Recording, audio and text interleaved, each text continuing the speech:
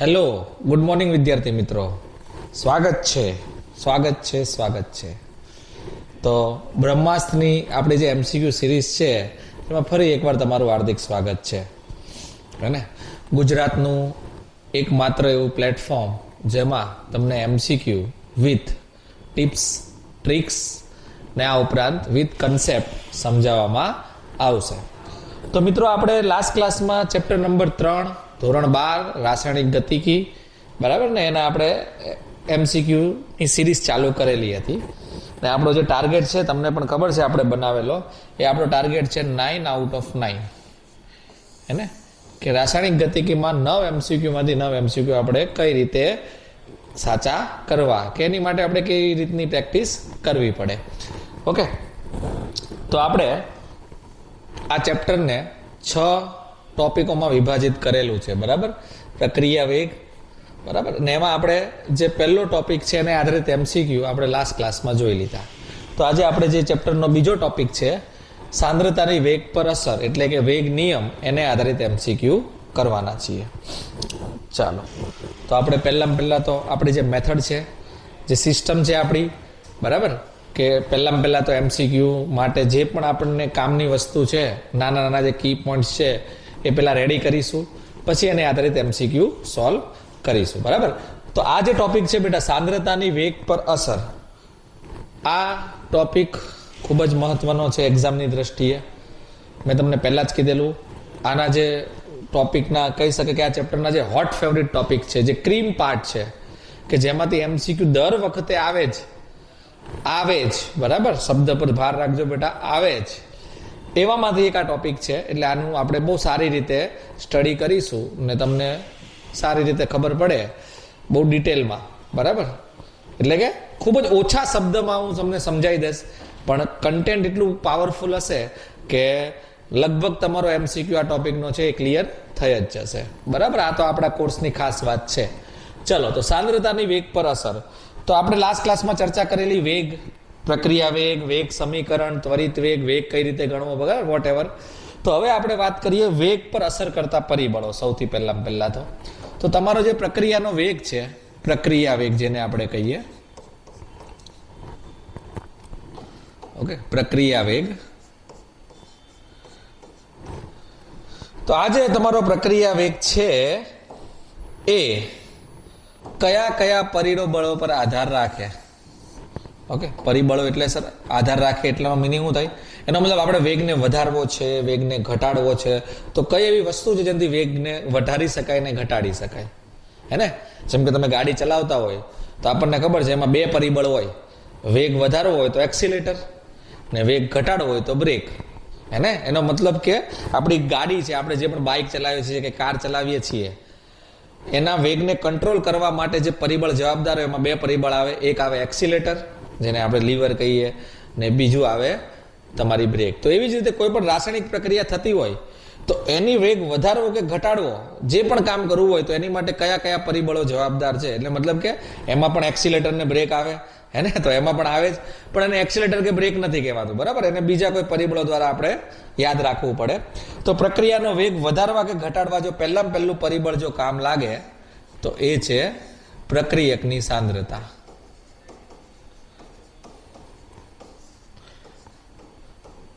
Okay, ધ્યાન રાખજો. કોની સાંદ્રતા બેટા? ખાલી પ્રક્રિયકની. નિપજની સાંદ્રતા અરે કોઈ વેગને લેવા દેવા હોતા નથી. ઓકે, બીજું છે એ છે વાયુ હોય તો વાયુનું દબાણ. સમજો કે તમારી પ્રક્રિયામાં તમે કોઈ રાસાયણિક પ્રક્રિયા તો વિચારીએ છીએ આપણે, એમાં જો વાયુ હાજર હશે તો એનું દબાણ પણ વેગ પર આધાર રાખી શકે. ત્રીજું છે એ છે તાપમાન, ને ચોથું છે એ છે ઉદ્દીપક. ઓકે, તો આ 4 મેઇન પરિબળો છે એમ કહો તો પણ ચાલે, કે જેની ઉપર વેગનો આધાર રહેલો છે. તો યાદ રાખવાનું છે. તો આપણે વારાફરતી બધા જ પરિબળો પર ચર્ચા કરીશું. પણ આ જે ટોપિક છે એની અંદર આપણે ખાલી કોની અસરની વાત કરવાની છે? સાંદ્રતાની અસર. એટલે ખાલી આપણે પ્રક્રિયાની સાંદ્રતાની મદદથી કઈ રીતે વેગ વધારી શકાય કે ઘટાડી શકાય એની ઉપર જ ચર્ચા કરવાની છે. ઓકે, ચાલો તો સાંદ્રતાનો આધાર આપણી વાત કરીએ તો હવે આપણે વાત કરીએ છીએ આપણો બીજો કી પોઈન્ટ એ છે પ્રક્રિયા વેગ પર સાંદ્રતાનો આધાર. બરાબર, એટલે આપણો જે બીજો કી પોઈન્ટ છે એ છે વેગ પર કોનો, બરાબર, વેગ કોની પર આધાર રાખે છે? સાંદ્રતાનો આધાર, હે ને?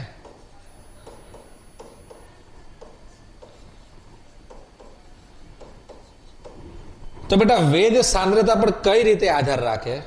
બરાબર, વધારે સાંદ્રતા વધારતા ઘટાડતા વેગ પર શું અસર થાય?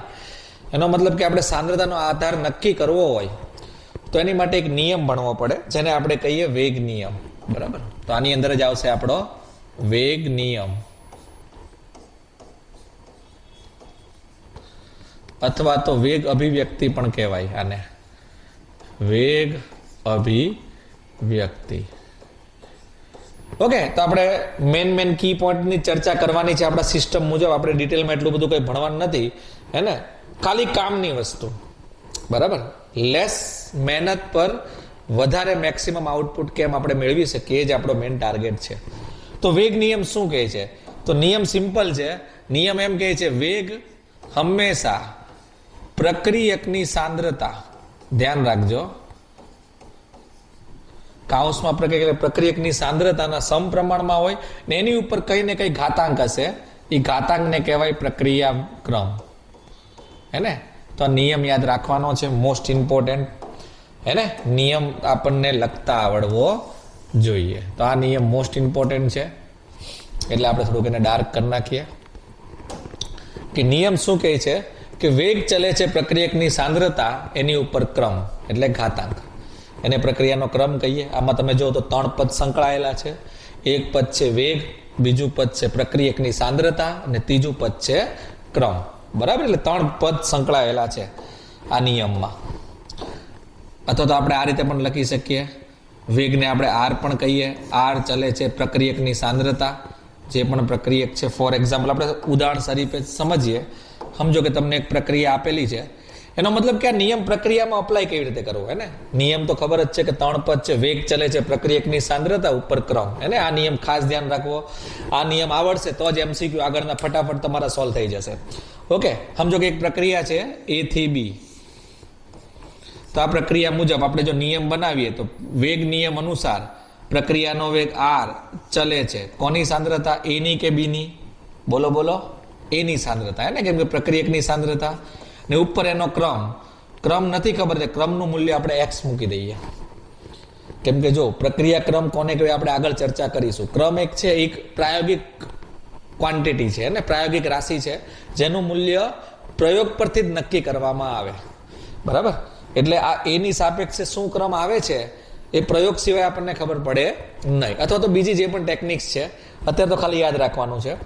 ઓકે, એટલે આર ને આપણને ખબર છે, આપણે આ અચળાંક કાઢીએ એટલે બરાબર એક અચળાંક મૂકવો પડે. તો કે એની કેટલી ઘાત આવશે? એક્સ. ઓકે, તો આ આપણું કમ્પ્લીટ થઈ ગયું. બરાબર, તો આ આપણું થઈ ગયું વેગ નિયમ. બરાબર, તો આને આપણે જરા હાઇલાઇટ કરી નાખીએ. તો એનો મતલબ કે ઉપરોક્ત પ્રક્રિયા માટે આ જે પણ પ્રક્રિયા છે એનો આ વેગ નિયમ છે, જેની અંદર કયા કયા પદો સંકળાયેલા છે અહીંયા આપણે લખી નાખીએ. પહેલું પદ સંકળાયેલું છે આર. આર એટલે હું થઈએ આપણે પ્રક્રિયા વેગ. બીજો કયો પદ સંકળાયેલું છે? તો કે. કે એટલે વેગ અચળાંક કહેવાય એને. ત્રીજું કયું પદ સંકળાયેલું છે? તો કાઉન્સમાં એ એટલે કે સાંદ્રતા પ્રક્રિયકની.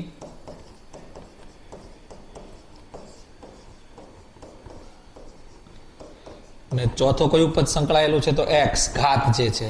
એક્સ ને કહીએ આપણે પ્રક્રિયા ક્રમ. એની ઘાત છે એટલે એની સાપેક્ષે ક્રમ છે. કોઈ બીની ઘાત હોય તો બીની સાપેક્ષે ક્રમ. ઓકે, તો આ તો આપણો વેગ નિયમ. બરાબર છે. ચાલો, આ રીતે પણ શોર્ટમાં યાદ રાખી શકો. આર બરાબર કે એટલે દરેક નિયમમાં રણબીર કપૂર તો આવશે જ, હે ને? ઓળખતા હશો ને રણબીર કપૂર. આર રણબીર, કે એટલે કપૂર.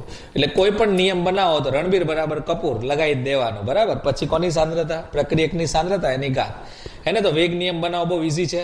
રણબીર બરાબર કપૂર, પ્રક્રિયકની સાંદ્રતાની જે પણ ક્રમ આવે એ ક્રમનો ઘાત. બરાબર છે. તો આ તો આપણો વેગ નિયમ. ચાલો ત્રીજા કી પોઈન્ટની આપણે વાત કરીએ જે આપણી માટે કામ લાગે, એ છે કે નો એકમ.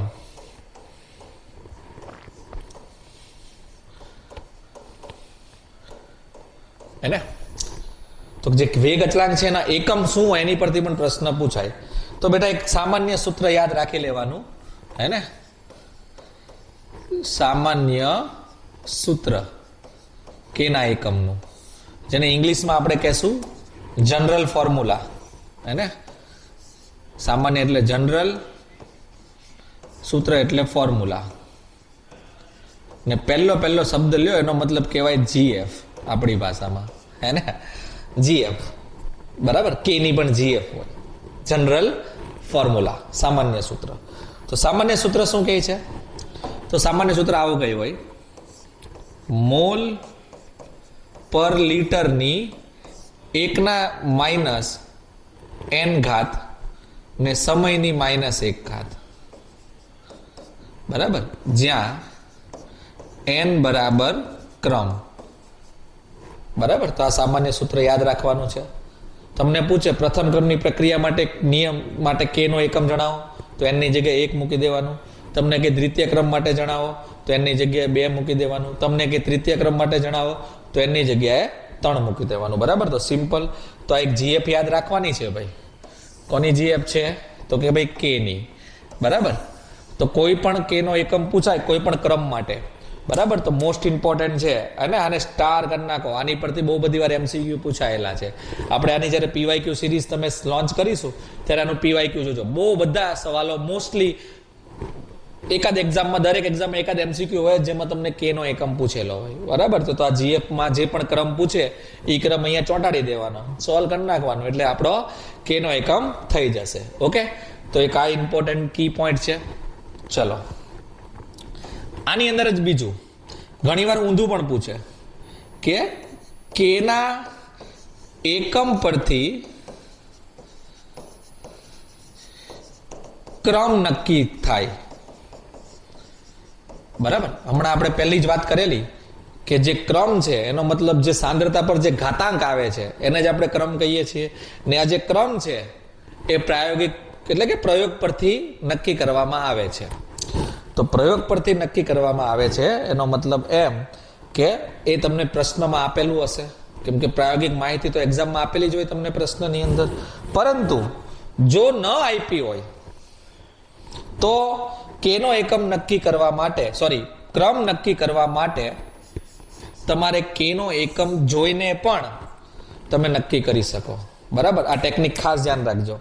તમને જે પણ કેનો એકમ આપે, કેનો જે પણ એકમ આપે એમાં તમારે કંઈ નહીં કરવાનું, લીટર વાળા પદની ઘાત પકડવાની, એમાં +1 કરી દેવાનું, એટલે તમારો ક્રમ બની જશે. સમજો કે કેનું કોઈ પણ મૂલ્ય આપી દીધું છે ને તમને પૂછે કયા ક્રમની પ્રક્રિયા છે, તો કયો ક્રમ છે, તો એમાં લીટરનો જે પણ પદ આવે એકમમાં એની ઘાત લઈ લેવાની ને એમાં +1 કરી નાખવાનું, એટલે તમારો ક્રમ આવી જશે. હે ને? જેમ કે જો એક્ઝામ્પલ દ્વારા સમજાવું. ફોર એક્ઝામ્પલ તમને આવું કંઈ આપી દીધું છે કે કે બરાબર 2.3 × 10 - 3 મોલ પર લીટર પર સેકન્ડ ઇન્વર્સ છે ને તમને કીધું કે ભાઈ જણાવો આ કયા ક્રમની પ્રક્રિયા છે. તો જો આપણી માસ્ટર ટેકનિક, આપણે શું નક્કી કરવાનું છે? ક્રમ. તો મને ખબર જ છે તમને કે નો એકમ આપેલો છે એટલે આ લુક જોઈ લેવાનું ને ક્રમ નક્કી કરવો છે. તો ક્રમ નક્કી કરવા માટે સિમ્પલ છે, એલ ની જે પણ ઘાત હોય લીટરની એમાં +1 કરી દેવાનું છે. તો એલ કેટલી છે? એલ ની ઘાત કેટલી છે? તો કે સર -1 છે. તેમાં 1 1 કરી નાખો તો કયો જવાબ આવ્યો? 0. તો આપણો આવી ગયો. કયા ક્રમની પ્રક્રિયા થઈ ગઈ બેટા? 0 ક્રમની. બરાબર. તો ખાસ ધ્યાન રાખવું. બરાબર. એક તો કે ની જીએફ, તો કે નો એકમ તમને ખબર પડી જાય કોઈ પણ ક્રમ માટે. ને બીજું કે નો એકમ પરથી તમારે ક્રમ નક્કી કરવો હોય તો લીટરની ઘાતમાં શું કરી નાખવાનું? +1 કરી નાખવાનું. ચલો આગળ વધીએ. હવે તો 2 કી પોઈન્ટ કર્યા. હવે આપણે વાત કરીએ ત્રીજો કી પોઈન્ટ, આપણો નંબર 3. ઓકે. તો એ છે આપણે પ્રક્રિયા ક્રમ વિશે.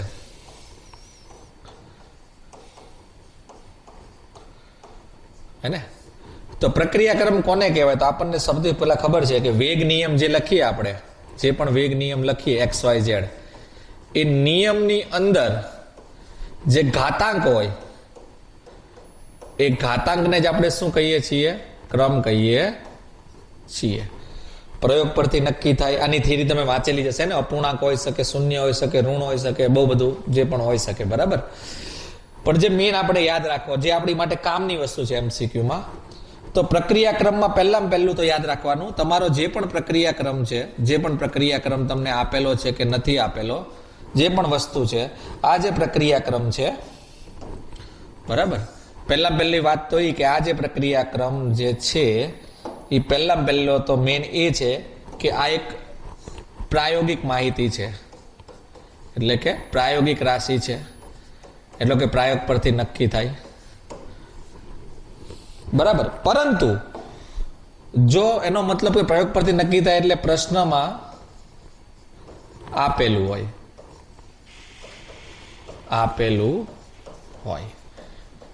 ઓકે મિત્રો, તો આટલી વાત ક્લિયર થઈ ગઈ કે પ્રાયોગિક રાશિ છે એટલે પ્રશ્નમાં આપેલું હોય. પરંતુ જો પ્રશ્નમાં ન આપ્યું હોય, સમજો કે તમને પ્રશ્નમાં ન આપે, સમજો કે ફોર એક્ઝામ્પલ કે ભાઈ તમને ક્રમ નથી આપ્યો, તો શું કરવાનું?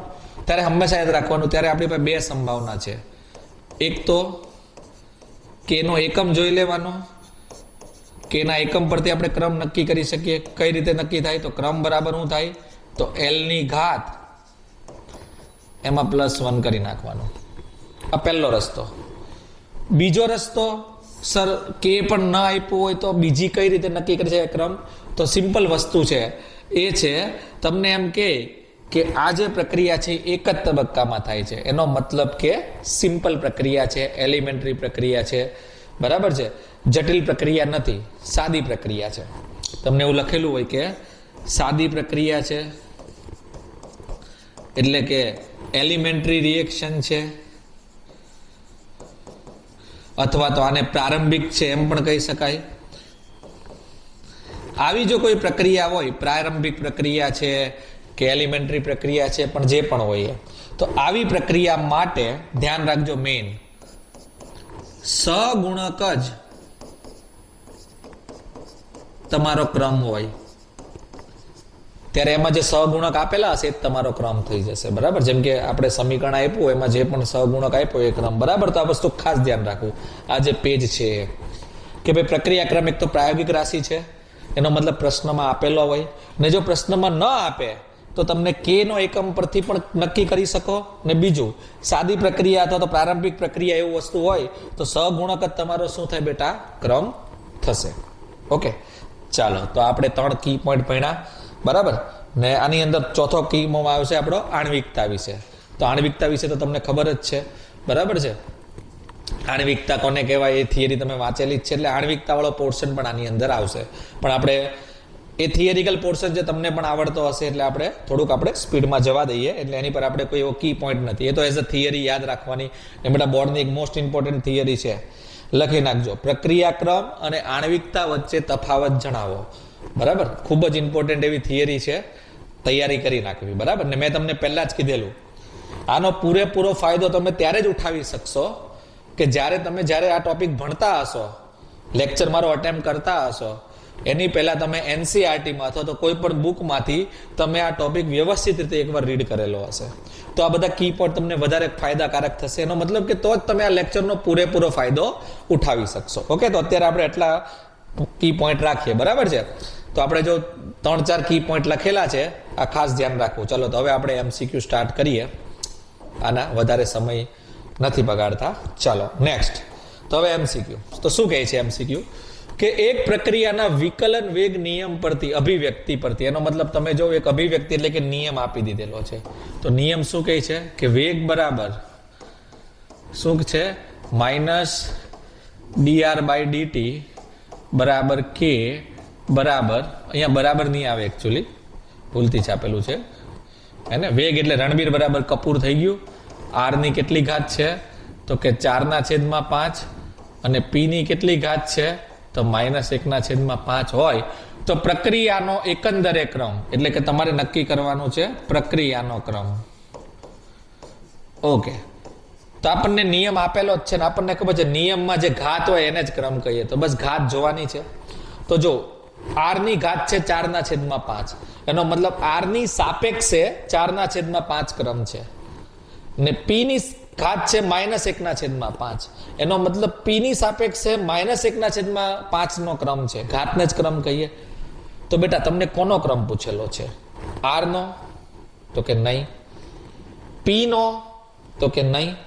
તો કોનો ક્રમ પૂછેલો છે? આખી પ્રક્રિયાનો. તો આખી પ્રક્રિયાનો ક્રમ એટલે બંનેનો સરવાળો કરવાનો, એટલે 4/5 વત્તા -1/5. લો, સિમ્પલ. તમને એમ પૂછતે r ની સાપેક્ષે ક્રમ શું? તો 4/5. તમને એમ પૂછતે કે p ની સાપેક્ષે ક્રમ શું? તો -1/5. પણ આખી પ્રક્રિયાનો ક્રમ એટલે બધા જેટલા પણ પ્રક્રિયકો છે એ બધાની ઘાતનો સરવાળો કરવો પડે. તો 4/5 ને -1/5 એટલે આ થઈ ગયું 4/5 -1/5 એટલે આ થઈ ગયું આપણું 3/5. એટલે આપણો જવાબ આવશે 3/5, ઓપ્શન્સ બી. બરાબર? ચલો, સરસ. તો જોઈ શકો છો પહેલો સવાલ એકદમ ફુદ્દુ સવાલ, હે ને, ઈઝી. આવા એમસીક્યુ આવે ને સર તો બોર્ડમાં કામ થઈ જાય, હે ને. તો આવા તો તમને આવડી જ જવાના છે, બરાબર. પણ જો આની કરતા સારા પણ એમસીક્યુ આવે તો પણ તમે માસ્ટર બની જાઓ એવી માટે આપણે આ કોર્સ લોન્ચ કરેલો છે, બરાબર ને. એમસીક્યુ તો જો આમ 1, 2 ને 3 સ્ટેપમાં તો જવાબ આવી જ જવો જોઈએ, બરાબર. એવા માસ્ટર આપણે એમસીક્યુમાં થઈ જવાનું છે. ચલો નેક્સ્ટ. એક પ્રક્રિયાના પ્રક્રિયકની સાંદ્રતા 4 ગણી કરવાથી વેગ બમણો થાય છે, અને જો આ પ્રક્રિયકની સાંદ્રતા 9 ગણી કરવાથી તેનો વેગ કેટલા ગણો થશે? ઓહો, ટફ ક્વેશ્ચન, હે ને મિત્રો. આ પ્રકારના સવાલો અઘરા પડે. તમે કર્યા પણ હશે ને તમને પણ ખબર હશે થોડોક પ્રોબ્લેમ આવે છે સર આ પ્રકારના સવાલો સોલ્વ કરવાની. તો કઈ વાંધો નહીં, આવી જાઓ, આપણી સાથે જોડાયેલા રહો. બધી જ સમસ્યાનું એક જ નિવારણ છે, હે ને, બ્રહ્માસ્ત્ર. ઓકે, ચાલો તો જોઈએ. તો તમને એમ કીધેલું છે 4 ગણી કરવાથી. જો બેટા ધ્યાન રાખવાનું, એક કી પોઈન્ટ આપણો, બરાબર, નિંજા ટેકનિક આપણી, કે જ્યારે પણ આવા સવાલ આવે ગણા વાળા, એટલે એમાં વેગ ગણવાનો ન હોય, એક્ઝેક્ટ ગણતરી નહીં હોય, ખાલી આપણે પ્રિડિક્ટ કરવાનું હોય કે વેગ એટલા ગણો થશે, ના ગણો થશે, ફલાણું ગણો થશે. એટલે ગણા વાળા પ્રશ્નો આવે કે આ વેગ કેટલા ગણો થશે, કેવી રીતે અસર થશે. એનો મતલબ કે ખાલી અસર પૂછે તમને. ધ્યાન રાખજો, આપણે વેગ ગણવાનો નથી, આપણે ખાલી અસર નક્કી કરવાની છે કે વેગ પર શું અસર થશે. તો આવા કેસમાં આપણી માટે એક જ બ્રહ્માસ્ત્ર કામ લાગશે, એ છે વેગ નિયમ. વેગ નિયમનો જ ઉપયોગ કરવો, હે ને. એટલે વેગ નિયમ શું કહે છે? તો 3 જ શબ્દમાં આપણને વેગ નિયમ યાદ હોજો. વેગ, ચલે છે સાંદ્રતા, ને સાંદ્રતાની જે ઘાત હોય એને હું કહીએ આપણે ક્રમ. આ 3 પદથી વેગ નિયમ બને. એક પદ વેગ, બીજું પદ સાંદ્રતા અને ત્રીજું પદ ક્રમ. તો બસ આ 3 ક્રમ પદ જ આની અંદર આપેલા હોય. ને વેગ ગણવાનો કે તો શું વાપરવાનું? વેગ સમીકરણ. પણ વેગની અસર નક્કી કરવાની કે તો કયું સમીકરણ વાપરવાનું? તો કે વેગ નિયમ, બરાબર. વેગ સમીકરણ આપણે ગયા વખતે ભણી ગયા. તો આ આપણો, હે ને, આ આપણી કહે ને લેજન્ડ લેવલની ટેકનિક છે, બરાબર. કોઈ દિવસ તમને ભૂલ ન પડે, આ વસ્તુ ખાસ ધ્યાન રાખવાનું. ઘણા વાળા પ્રશ્નો આવે એટલે કે અસર ધરાવતા પ્રશ્નો આવે એટલે કઈ જ વિચારવાનું નહીં, વેગ નિયમનો જ ઉપયોગ કરવાનો. નિયમ તમને આપેલો હોય તો બહુ સારી વાત છે, ના આપ્યો હોય તો બનાવી લેવાનો, બરાબર. બનાવતા તો આપણને આવડે જ છે. વેગ નિયમ એટલે શું થાય? રણબીર બરાબર કપૂર, બરાબર. સાંદ્રતાની કેટલી ઘાત, જે ક્રમ આપેલો છે તે. તો 3 પદ છે, તો જોઈ લઈએ. જો હવે આપણે પ્રશ્ન જો આમ ફટાફટ જે આપ્યું છે એ ચોટાડવા જ મળવાનું. શું કીધેલું છે? સાંદ્રતા 4 ગણી, એટલે સાંદ્રતાની જગ્યાએ 4 મૂકી દઈએ. પ્રક્રિયાનો વેગ બમણો થાય છે એટલે ચલે છે વેગ બમણો થાય છે એટલે વેગની જગ્યાએ 2 મૂકી દઈએ, બસ મૂકવા જ મળવાનું. તો ઘટે છે હું ક્રમ, તો ક્રમ નથી ખબર, તો બોલો 4 ની કેટલી ઘાત કરો તો 2 જવાબ આવે? તો સર 4 નું વર્ગમૂળ કરવું પડે. એનો મતલબ કે ક્રમ કેટલો થઈ ગયો આપણો? 1/2 હશે વર્ગમૂળ, એટલે એનો મતલબ ક્રમ ખબર પડી ગઈ. કેટલો ક્રમ થઈ ગયો? 1/2. તો આવી ગયો જવાબ. સર અડધો આવ્યો. કેમ કે આ તો હજી ક્રમ નક્કી થયો છે. આપણને ક્રમ નક્કી કરવાનું નથી કીધું, આપણને એમ કીધું છે સાંદ્રતા 9 ગણી કરવામાં આવે. ચલો તો હવે 9 ગણી કરીએ. તો ફરીથી વેગ નિયમ અનુસાર સાંદ્રતા 9 ગણી એટલે અહીંયા મૂકું છું 9. ઉપર આવે ક્રમ, ક્રમ તો ખબર જ છે કેટલો છે, અડધો. ચલે છે વેગ કેટલો થાય, તો વેગ કેટલો થાય તો એ નક્કી કરવાનો છે. તો બોલો વેગ ચલે છે શું થઈ ગયું, સોલ્વ કરી નાખો. ચલે છે 9 ની કેટલી ઘાત, 1/2 એટલે વેગ ચલે છે તગડે 3. એટલે વેગ આપણો કેટલા ગણો થઈ ગયો, 3 ગણો થઈ ગયો. એટલે જવાબ આવશે તગડે 3. જોયું કેવો સારો સવાલ હતો. કેટલો ટાઈમ લાગ્યો સર, 1 2 ને 3 વાત પતી ગઈ હે ને. તો આ જે ટેકનિક્સ છે ને એની માટે જ આપણો કોર્સ ફેમસ છે, બરાબર. તો જો શું આપણે કર્યું, તો સિમ્પલ વસ્તુ, એકદમ બેસિક લોજિક કે સર ઘણા વાળા પ્રશ્નો આવ્યો છે, ઘણો વાળો પ્રશ્ન છે, એનો મતલબ અસર વાળો પ્રશ્ન છે, તો કઈ નથી કરવું સર. વેગ નિયમ લખી નાખવાનો, એમાં જે પણ વસ્તુ છે આપી દેવાનું. વેગ નિયમમાં કેટલા પદ હોય, તો તગડે 3. એક પદ શું હોય, વેગ. બીજું પદ શું હોય, સાંદ્રતા. ત્રીજું પદ શું હોય, ક્રમ. તો 3 માંથી 2 પદ આપેલા જ હશે, બરાબર. તો જોઈ લો, તમને શું કીધું છે, સાંદ્રતા 4 ગણી. તો સાંદ્રતા જગ્યાએ હું મૂક્યું 4. વેગ કેટલો થાય છે, બમણો. વેગની જગ્યાએ હું મૂક્યું 2. તો ક્રમ ગણી નાખ્યો. શું ખૂટે છે, ક્રમ. કેટલા ગણો ક્રમ આવ્યો, 2. 1/2 હે ને. હવે આગળ તો આ જ પ્રક્રિયા કેટલા ગણી કરવાની છે, સાંદ્રતા 9 ગણી. તો સાંદ્રતાની જગ્યાએ હું મૂક્યું 9. કેટલા ગણો વેગ થાય છે, તો વેગ ગણવાનો છે, તો વેગની જગ્યાએ વેગ. હવે ક્રમ ઘાત કેટલી આવશે, 1/2. કેમ કે જો ક્રમ આવી ગયો, તો 9 ની 1/2 એટલે 3 હે ને. જોયું માસ્ટર, એકદમ આસાનીથી તમે આ પ્રકારના સવાલો સોલ્વ કરી શકશો. આગળ વધીએ, ચલો નેક્સ્ટ સવાલ. તો આ શું કહે છે, તો આ એમ કહે છે કે વાયુકલામાં એક પ્રક્રિયા આપેલી છે. પ્રક્રિયા છે A+B માંથી બને છે નિપજ નું વેગ સમીકરણ. અરે વાહ ભાઈ વાહ, તમને જો સમીકરણ આપી જ દીધેલું છે. જોયું બેટા મિત્રો, કેટલા સારા માણસો, વ્યક્તિઓ છે આ લોકો. પેપરમાં ઓલરેડી નિયમ કે સમીકરણ આપી જ દીધેલું છે. એનો મતલબ સમીકરણ આપેલું જ છે તો બનાવવાની જરૂર છે, એની પરથી જ આપણે સોલ્વ કરવાનું છે. સમીકરણ શું છે, તો વેગ બરાબર કે હે ને, રણબીર બરાબર કપૂર, A અને B ની બંનેની 1 ઘાત છે. તો તમને એમ કીધું છે જો પ્રક્રિયાનું પાત્રનું કદ 1/4 ગણું કરવામાં આવે. ધ્યાન રાખજો, કદ કરેલું છે 1/4 ગણું. એનો મતલબ કદની અસર છે. ઇન શોર્ટ કોની અસર થઈ ગઈ બેટા, કદની અસર. તો આપણને ખબર પડે સર કદની તો અસર જ ન થાય. આપણે તો કોની અસર પડ્યા, સાંદ્રતાની અસર થાય, ક્યાં તો દબાણની અસર થાય, ક્યાં તો ઉદ્દીપકની અસર થાય હે ને, કાં તો તાપમાનની અસર થાય. સર આમાં તો કદની અસર આપેલી છે, તો શું કરવું, તો કઈ વાંધો નહીં બેટા, આપણે જો ટેકનિકોના ખજાના છે આપણી પાસે. હવે યાદ કરો ધોરણ 11 પીવી બરાબર એનઆરટી આદર્શ વાયુ સમીકરણ. તમને ખબર છે કદ અને દબાણ કયા પ્રમાણમાં હોય, વ્યસ્ત પ્રમાણમાં હોય. એનો મતલબ એમ, જો કદ 1/4 હોય ગણું થાય, તો દબાણ કેટલું થાય, તો દબાણ 4 ગણું થાય એને. જો કદ 1/4 ગણું થાય તો દબાણ 4 ગણું થાય. તો દબાણની અસર થઈ ગઈ કે નહીં, તો કે યસ, દબાણ કેટલું કરવાનું છે, 4 ગણું. કોનું સર, A નું કે B નું, તો બેટા બંનેનું. કેમ કે તમે જો પાત્રની વાત કરેલી છે, તો પાત્રમાં A અને B બંને વાયુ છે. તો કદ પાત્રનું તમે 1/4 ગણો તો દબાણ 4 ટાઈમ થઈ ગયું. કોનું દબાણ, તો બંનેનું થશે. એનો મતલબ A નું પણ 4 ગણું, B નું પણ 4 ગણું. તો મૂકી દો 4 ગણું એટલે ઘણું થઈ ગયું ને. તો વેગ નિયમ લાગે, તો A ની જગ્યાએ પણ 4, B ની જગ્યાએ પણ 4, એટલે 4 4 4 કેટલા કોઈ થઈ ગયા, 16 કે. તો વેગ કેટલો અસર પામશે બેટા, K માંથી 16 કે થઈ જશે. એટલે કેટલા ગણો થઈ ગયો, 16 ગણો. એટલે આપણો જવાબ આવશે 16 ગણો થાય.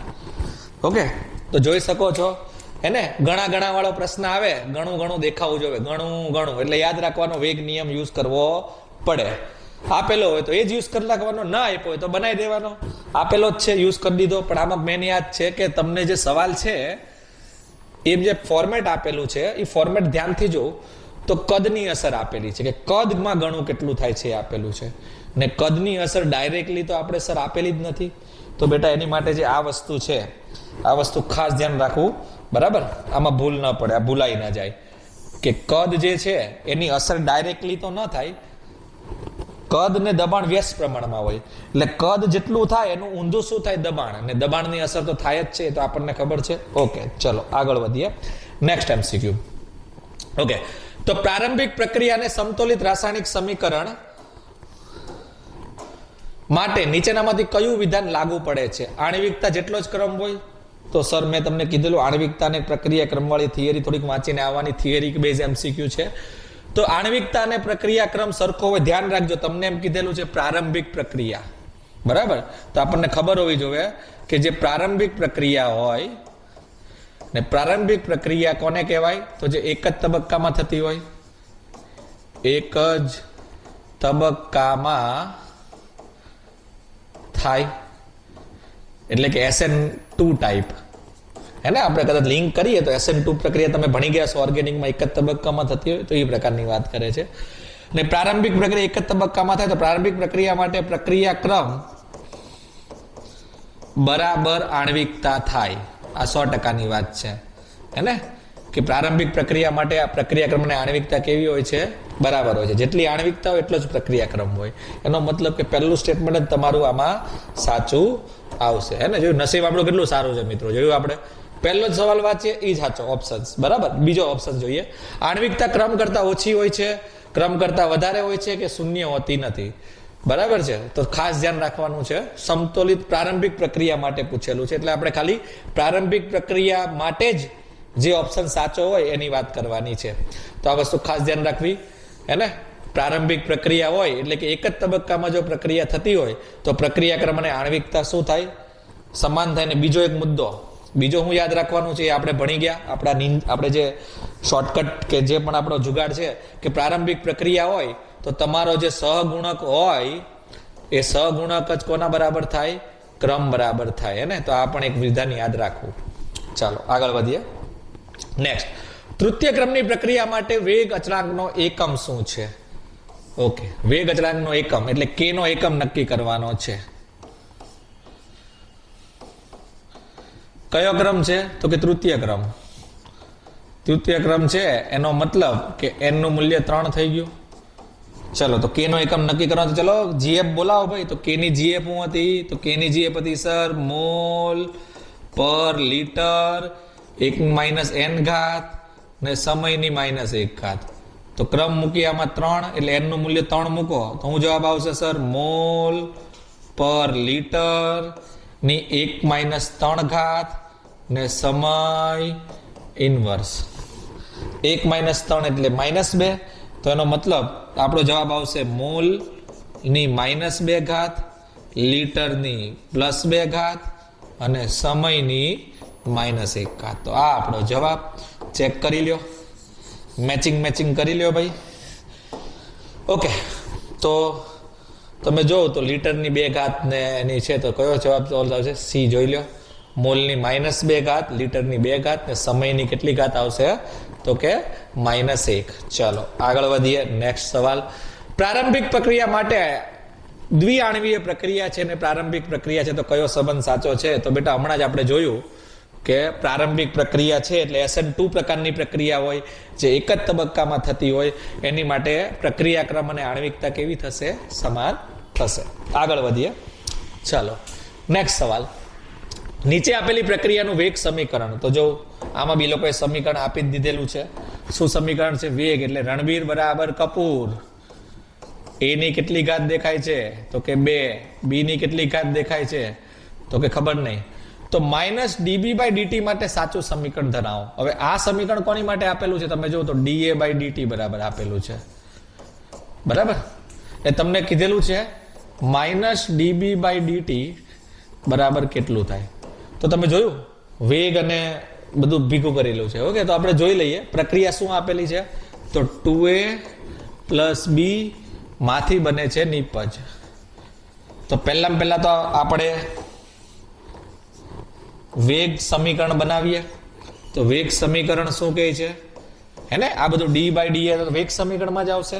તો વેગ સમી શું કહે છે? તો રણબીર બરાબર R બરાબર 2A એટલે સહગુણક 2 છે, એટલે -1/2 dA/dt બરાબર ડીબી સહગુણક 1 છે એટલે માઇનસ ડીબી બાય ડીટી.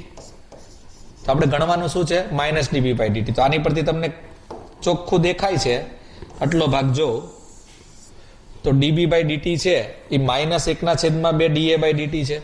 હવે ડીએ બાય ડીટી નું મૂલ્ય કેટલું છે?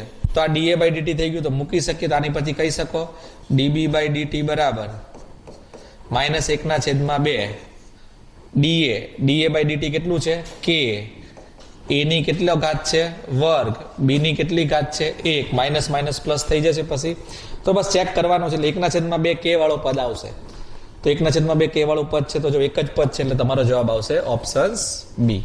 બરાબર. આમાં ભૂલથી બધા એ છપાયેલા છે પણ આ ઓપ્શન્સ બી છે, આ સી ને આ ડી. ઓકે, ચાલો. તો બહુ સારો સવાલ હતો, આ બી જોઈ લો. તો તમને જો સમીકરણ એક આપેલું જ હતું, DA by DT DB by DT ગણવાનું હતું. બરાબર. તો બસ વેગ નિયમ બનાવ્યો, વેગ સમીકરણ બનાવ્યું ને આ ડીએ બાય ડીટી નું મૂલ્ય જે આપેલું છે એ અહીંયા લગાવી દીધેલું છે. બરાબર. ચાલો આગળ વધીએ. નેક્સ્ટ. ચાલો, તો શું કહે છે આગળ સવાલ? એક પ્રારંભિક પ્રક્રિયા, વજન આપજો બેટા શબ્દ પર, પ્રારંભિક પ્રક્રિયા છે. કઈ પ્રક્રિયા છે? તો 2CO વત્તા O2 એમાંથી બને છે 2CO2. તો આ પ્રારંભિક પ્રક્રિયા છે, બંધ પાત્રમાં થાય છે. જો પ્રક્રિયાનું પાત્ર અચળ કદ ને તાપમાને મૂળ કદના ત્રીજા ભાગનું છે, એનો મતલબ કે તમારું કદ જે છે એ 1/3 ગણું થઈ ગયું. હે ને? તમે જો આવી બધું ઘણું સવાલ થઈ ગયો. તો તમને કીધેલું છે તો વેગમાં શું ફરક પડશે? તો બેટા આમાં જે કદની અસર છે ને આપણને પણ ખબર છે કદની કોઈ દિવસ ડાયરેક્ટ અસર થતી નથી. હમણાં જ આપણે કન્સેપ્ટ ભણી ગયા. કદ 1/3 ગણું છે એનો મતલબ તમારું જે દબાણ છે એ કેટલા ગણું થશે? 3 ગણું થશે. ને હમણાં જ આપણે એક બીજી પણ ટેકનિક ભણી ગયા, ઘણું આવે એટલે વેગ નિયમ આપણે બનાવવો પડે. તો જો વેગ નિયમ આપેલો છે, સર નથી આપ્યો, બનાવવો પડશે, તો કઈ વાંધો નહીં, બનાવી દઈએ.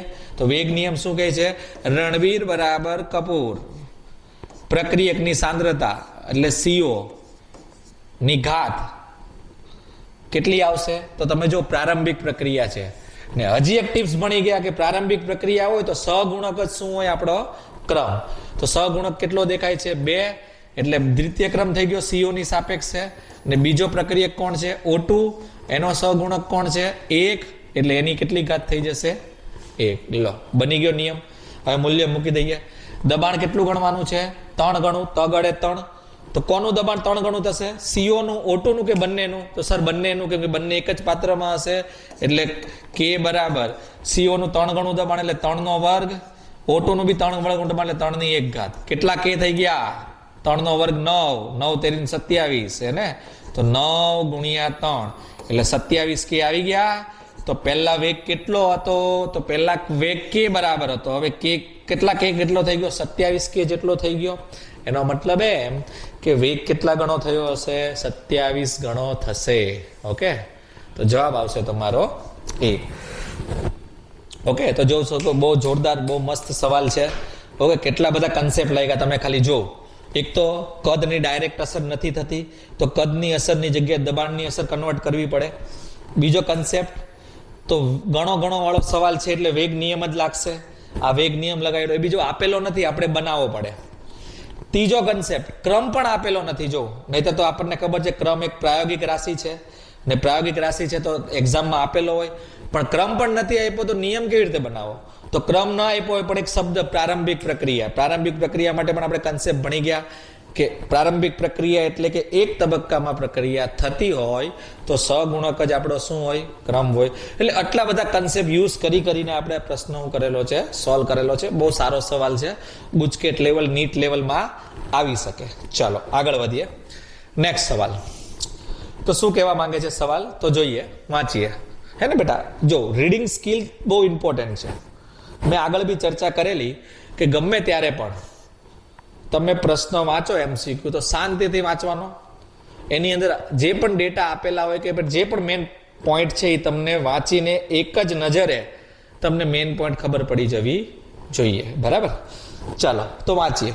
તો શું કહે છે? એક પ્રક્રિયા આપેલી છે H2, આ Br2 હશે. બરાબર? એકચ્યુઅલી ભૂલથી લખે એટલે પ્રક્રિયા કઈ આવી છે H2 વત્તા Br2 એમાંથી બને છે 2HBr. ઓકે, તો આ પ્રક્રિયામાં થોડું તમે જોવું તો થોડું ઘણું પ્રિન્ટિંગમાં થોડીક મિસ્ટેક છે, મેં અહીંયા લખી જ દીધેલી છે, બરાબર. માટે પ્રાયોગિક માહિતી એનો મતલબ જો તમને નિયમ આપી જ દીધેલો છે. નિયમ શું કહે છે? તો નિયમ કઈ આવું કહે છે કે વેગ એટલે રણવીર બરાબર કપૂર H2 ની 1 ઘાત ને Br2 ની 1/2 એવું કઈ સૂચવે છે. તો એની આણ્વિકતા અને ક્રમ શું હશે એ આપણે નક્કી કરવાનું છે. તો બેટા ક્રમ નક્કી કરીએ. પહેલા તો ક્રમ એટલે હું ઘાત. તો H2 ની સાપેક્ષે પ્રથમ ક્રમ છે, Br2 ની સાપેક્ષે અડધો ક્રમ છે. તો 1 વત્તા અડધો એટલે દોઢ ક્રમ થઈ ગયો. હે ને, દોઢ એટલે આપણી માટે શું થઈ ગયું? 3/2. આપણે તો ભાઈ સીધો શું કહેવાય દેશી ગણતરી વાળા માણસો, હે ને. 1 વત્તા અડધો એટલે દોઢ ને બીજી ભાષામાં આપણે શું લખી શકીએ? 3/2. હવે આણ્વિકતા નક્કી કરવાની છે. આણ્વિકતા વાળી થિયરી તમે વાંચીને જ બેઠા હશો, બરાબર. મેં પહેલા જ કીધેલું કે જ્યારે પણ તમે મારો આ લેક્ચર અટેમ્પ કરતા હશો ત્યારે તમે એટલીસ્ટ એકવાર થિયરી જરૂર વાંચજો, તો જ તમને આ લેક્ચરનો વધુમાં વધુ ફાયદો થશે, બરાબર. તો આણ્વિકતાની વાત કરીએ તો આણ્વિકતા કોને કહેવાય? તો જે અણુઓ ભટકાય. એ તો સમીકરણ જોઈને જ ખબર પડે. આ એક H2 નો ને Br2 એટલે કેટલા અણુ ભટકાય છે? 2. એટલે આણ્વિકતા થઈ ગઈ 2, ક્રમ થઈ ગયો 3/2. તો જવાબ આવશે હા, આણ્વિકતા અને પ્રક્રિયા ક્રમ અનુક્રમ. એટલે કે પહેલા આણ્વિકતા એટલે કે પહેલા 2 આવશે ને પછી 3/2 આવશે. તો જવાબ આવશે તમારો A, 2 અને 3/2. ઈઝી સવાલ હતો. ઓકે, ફુદ્દુ સવાલ. આપણે આને કહીએ ફુદ્દુ સવાલ છે એકદમ. જોઈ શકો તો એકદમ બધાને આવડે એવો સવાલ છે. ચાલો, હવે આ પ્રકારના સવાલો બેટા ગુજકેટ અને નીટ માટે બહુ જ ઇમ્પોર્ટન્ટ છે. આ રીતે તમને બધા પ્રયોગો આપેલા હોય ને એની પરથી બધું નક્કી કરવાનું હોય. તમને ખબર હોય તો આવા દાખલાઓ સ્વાધ્યાયમાં પણ તમે કર્યા હશે ને. 1-2 દાખલાઓ છે પેલા કોષ્ટક પરથી, બરાબર. એમાં તમને ખબર હોય તમે સમીકરણ બનાવતા, પછી સમીકરણ સમજાવતા, ને ઘણી બધી મોટી પ્રોસેસ છે. પણ આપણે તો જો શોર્ટકટમાં જ માનીએ ને. આપણી જે નિંજા લેવલની ટેકનિક છે એનો જ યુઝ કરીને આપણે સોલ્વ કરીએ એટલે ઓછા સમયમાં વધુ, હે ને, મિનિમમ ઇનપુટ સાથે આપણે મેક્સિમમ આઉટપુટ મેળવીએ છીએ. ચાલો આગળ ધ્યાન. હવે જો આ પ્રકારના સવાલો સોલ્વ કેવી રીતે કરવાના? તો કંઈ નથી કરવાનું. આ જે પ્રયોગ આપેલા છે 3 પ્રયોગ, ખાલી એનાલિસિસ કરવાનું છે. એનાલિસિસ કરી ને વેગ નિયમ લગાડવાનો છે. તો જો આપણે એનાલિસિસ કરીએ તો તમે જો આ કોલમ એટલે A ની સાંદ્રતા, B ની સાંદ્રતા અને એનો વેગ છે. તો ખાલી બસ સાંદ્રતા અને વેગ આપણને ખબર છે કે વેગ નિયમ શું કહે છે કે વેગ ચલે છે સાંદ્રતા ની ઘાત એનો ક્રમ. તો બસ આનો જ ઉપયોગ આમાં પણ કરવાનો. આવા કોષ્ટકવાળા સવાલ આવે એટલે આ જ વેગ નિયમનો જ ઉપયોગ કરવાનો. તો જો એવા 2 સમીકરણનું એનાલિસિસ કરવાનું, એવા 2 પ્રયોગ સરખાવાના જેમાં એક રાશિ કોમન આવતી હોય. એટલે બીજાની અસર ખબર પડી જાય. જેમ કે જો પહેલું અને બીજું સરખાવું તો પહેલા અને બીજામાં તમે ધ્યાનથી જો તો એ સરખું છે. એટલે આપણે પહેલા અને બીજાને ખાલી સરખે, એટલે એ તો પિક્ચરમાંથી ચાલ્યો ગયો કેમ કે બંનેની સાંદ્રતા સરખી છે. હવે તમે જો B 0.5 માંથી 1 થાય છે, એનો મતલબ કે સાંદ્રતા કેટલી થઈ? 2 ગણી થઈ ગઈ ને. 0. એનો મતલબ સાંદ્રતા 2 ગણી થઈ ગઈ. તો વેગમાં શું અસર થઈ? તો વેગ પણ જો 1.6 નો 3.2 થઈ ગયો, મતલબ વેગ પણ કેટલો થઈ ગયો? બમણો થઈ ગયો. તો વેગની જગ્યાએ પણ 2 મૂકી દઈએ તો ઘટે છે શું બેટા? ક્રમ. તો બોલો 2 ની કેટલી ઘાતે 2 જવાબ આવે? તો કે સર 1 ઘાતે. એનો મતલબ ખબર પડી ગઈ કે ક્રમ કેટલો થઈ જશે તમારો? 1. આ માહિતી કોની પરથી ખબર પડી? તો સમીકરણ 1 અને 2 પરથી. તો બસ આ રીતે ખબર પડી જાય એટલે તમને ખબર પડી જાય કે ક્રમ આવશે 1. કોનો ક્રમ 1 આવશે? તો કોની સાંદ્રતામાં ફરક છે? B ની સાંદ્રતા. એનો મતલબ એમ આની પરથી આપણે કહી શકીએ કે B ની સાંદ્રતાની 1 ઘાત હોય એવો આપણો જવાબ આવશે. તો એકવાર ચેક કરી જોઈએ. તો આમાં પણ 1 છે, આમાં પણ 1 છે, આમાં 2 છે, આમાં 1 છે. એનો મતલબ આ એક ઓપ્શન એલિમિનેટ થઈ ગયો, હે ને. હજી 3 ઓપ્શન્સ છે આપણા. ચલો તો આગળ હવે વિચારીએ. હવે ભૂસી નાખું છું હું આટલો ભાગ. હવે કંઈક બીજો સવાલ. હવે આપણે એવી કઈ વસ્તુ વિચારીએ કે જેમાં B કોમન રહેતો હોય, ખાલી એમાં ફેરફાર થતો હોય એટલે એની અસર પણ ખબર પડી જાય. તો બી કોમન એમાં રહે છે 2 અને 3 માં. તો જો સમીકરણ 2 અને 3 પરથી હવે આપણે કયા સમીકરણની વાત કરીએ છીએ? 2 અને 3 પરથી. ઓકે, તો શું આમાંથી આપણને એનાલિસિસ થી, બરાબર, આમાં પ્રોપરલી બેટા એનાલિસિસ જ કરવાનું છે આવા ટેબલ વાળા સવાલમાં, બીજું કઈ હોતું નથી. તો જો એનાલિસિસ કરીએ તો શું ફરક પડે છે. જો તો હવે આ બંને તો કોમન છે એટલે આની તો કઈ લેવા દેવાની, ખાલી એની અસર જ જોવાની છે. તો 0.5 માંથી 1 બની ગયું. એનો મતલબ કે તમારી જે સાંદ્રતા છે એ બમણી થઈ. એનો મતલબ સાંદ્રતા બમણી થઈ તો અહીંયા સાંદ્રતાની જગ્યાએ હું 2 મૂકી દઉં, નિયમમાં ચલે છે. હવે વેગ ચેક કરીએ તો 3.2 માંથી 3.2 થયો એટલે વેગ તો 1 ગણો જ થયો, કોઈ ફરક જ નથી પડ્યો, એટલો ને એટલો છે એટલે 1 થઈ ગયો વેગ 1 ગણો. તો ક્રમ શું હશે? તો બોલો 2 ની કેટલી ઘાત કરો તો એક જવાબ આવે, તો સર 0. એનો મતલબ આપણો ક્રમ થઈ ગયો 0. ને આમ બી યાદ રાખવાનું બેટા, વેગ બદલાતો ન હોય સાંદ્રતા સાથે તો એ શૂન્ય ક્રમની પ્રક્રિયા જ હોય, કેમ કે શૂન્ય ક્રમની પ્રક્રિયા વેગ પર આધાર રાખતી, એટલે કે શૂન્ય ક્રમની પ્રક્રિયાનો વેગ સાંદ્રતા પર આધાર રાખતો નથી, એ અચળ જ હોય. તો શૂન્ય ક્રમ થઈ ગયો એનો મતલબ કોનો ક્રમ શૂન્ય થયો? તો કે સર એનો, કેમ કે એની અસર આપણે ચેક કરીએ છીએ ને, એનો મતલબ કે એની ઘાત થઈ ગઈ 0. એનો મતલબ ચેક કરીએ એની ઘાત 0 એવો જવાબ, તો આમાં એની 2 ઘાત છે એટલે આ પણ એલિમિનેટ થઈ ગયો. હવે આ 2 ઓપ્શન્સ છે, એનો મતલબ આ બંને ઓપ્શન્સ તમે જો તો સેમ જેવા છપાયેલા છે, એટલે આપણે આ બંને ઓપ્શન્સને અત્યારે સાચા માનીશું. બંને સેમ જ છે ને, એટલે એ અને બી બંને સાચું, બરાબર છે, કેમ કે બી ની 1 ઘાત છે, એની 0 ઘાત છે. ઓકે, ચાલો તો બી બરાબર. તો જોયું આ પ્રકારના સવાલો. તો આ પ્રકારના સવાલો બેટા ગુજકેટ અને નીટ માટે મોસ્ટ ઇમ્પોર્ટન્ટ છે. તો ખાસ ધ્યાન રાખવાનું, જ્યારે પણ આવા કોષ્ટક સોલ્વ કરવા વાળા સવાલો આવે પ્રયોગ વાળા, ખાલી ફક્ત ને ફક્ત એનાલિસિસ કરવાનું, બરાબર. અને આ ખાસ યાદ રાખવાનું આપણો નિયમ, જે આપણે વેગ નિયમ ભણેલા છે, બરાબર. વેગ ચલે છે સાંદ્રતા, ને સાંદ્રતાની ઘાત કેટલી થઈ ગઈ? ક્રમ. અને સિમ્પલ છે, પ્રયોગને ધ્યાનથી જોવાનું. આવા સવાલ જો બેટા આગળ પણ મેં લીધેલા છે આમાં, એટલે આવા સવાલોની પ્રેક્ટિસ તમે કરશો તો બહુ સારું રહેશે, બરાબર. કેમ કે આને આધારિત સવાલો ઘણી બધી વાર નીટમાં અને ગુજકેટ જેવી પરીક્ષાઓમાં પૂછાય છે. તો બેટા કંઈ નહીં કરવાનું, તમને જે પ્રયોગ આપેલા હોય તો એમાં 2 માણસ કે 2 કે 3 પ્રક્રિયકની સાંદ્રતા આપેલી છે. તો સમજો, સિસ્ટમ સમજો. શું કરવું? તો પહેલા તો કોઈ એક પદાર્થની સાંદ્રતાની અસર આપણે નક્કી કરવાની, જેમ કે કાં તો એની સાંદ્રતાની અસર શું છે અથવા તો બીની અસર શું છે. એની અસર ચેક કરતા હોય તો બી સરખું હોય એટલે બીની અસરને કાઉન્ટ આપણે ન થાય, એના માટે આપણે એવા ઓપ્શન્સો સિલેક્ટ કરવાના, એવા પ્રયોગો સિલેક્ટ કરવાના જેમાં બીમાં કોઈ ફરક પડતો ન હોય. જેમ કે જો 2 અને 3 માં તમે જો તો બીમાં કોઈ ફરક નથી પડતો, તો બીમાં ફરક નથી પડતો એટલે તમને એની સાંદ્રતાની અસર ખબર પડી જશે. એટલે તમે બીજા ને ત્રીજાને સરખાવશો એટલે એની શું અસર છે, એટલે એનો શું ક્રમ છે ખબર પડી જશે. જ્યારે પહેલા અને બીજામાં જો એ નથી બદલાતો, એનો મતલબ પહેલા અને બીજા પ્રયોગમાં ખાલી અસર કોની થશે? બીની.